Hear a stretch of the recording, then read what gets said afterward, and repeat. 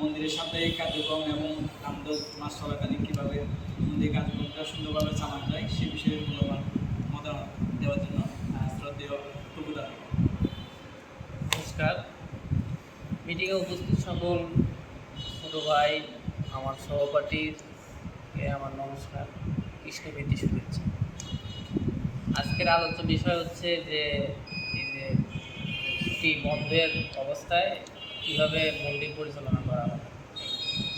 তোমরা তারা first year আছো, তারা তোমরা ভাগ হয়ে যাবে যে তিনজন করে ভাগ হয়ে প্রতিদিন কার্যক্রম চালাবা। এমন কাজ হয় না দেন যাতে তোমার অন্যদের আবার চাপ নেয়, যে মানে তিনজনই খালি মন্দির খুলতেছে, তিনজনই ঝাড়ু দিচ্ছে, আবার তিনজনই করতেছে। এরকম না করে তোমরা যারা আসো তারা সবাই মিলে একসাথে করলে সবার পক্ষে ভালো হবে। আর আমরা তো আছি, আমরা তোমাদের মানে বাহ্যিক দিক থেকে যেগুলো তোমাদের পরামর্শ দেওয়া এগুলো আমরা দিব, সমস্যা নেই। এই দাদারা অনেক কিছু বলছে, আরও দাদারা বলবে।